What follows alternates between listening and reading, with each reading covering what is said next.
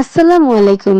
আজকে আমরা তৈরি করতে যাচ্ছি মজাদার ডিম চপ। চলুন প্রস্তুত প্রণালীটা দেখে নেওয়া যাক। এখানে আলু সিদ্ধ করে ম্যাশ করে নিয়েছি। দিয়ে দিলাম সামান্য লবণ, পেঁয়াজ ভাজা, দিয়ে দিলাম ধনেপাতা কুচি। হাতের কাছে কাঁচামরিচ ছিল না, তাই দিতে পারিনি। এখন সবগুলো একসাথে মিলিয়ে নিচ্ছি। এখন আলুর মাঝে ডিমটা দিয়ে আমি লম্বা লম্বা শেপ করে তৈরি করে নিচ্ছি ডিমের চপ। এইভাবে করে ডিমের চপ বানিয়ে খেতে যে কি মজা তা আপনারা একবার না বানিয়ে খেলে কখনোই বুঝতে পারবেন না। রোজায় বেশি করে বানিয়ে ফ্রিজে রেখে দেবেন। ইফতারের আগে গরম গরম ভেজে নিলে হয়ে যাবে ঝটপট ইফতার।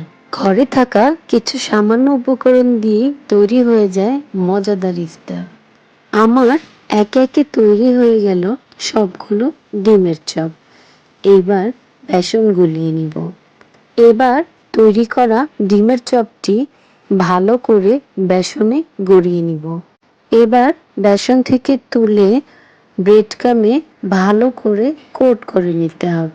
একে একে সবকটি ডিমের চপ আমি বেসনে এরপর ব্রেড ক্রামে গড়িয়ে নিয়ে তৈরি করে নিলাম মজাদার ডিমের চপ। আজ এই পর্যন্তই। ভালো থাকবেন সবাই। আল্লাহ হাফেজ।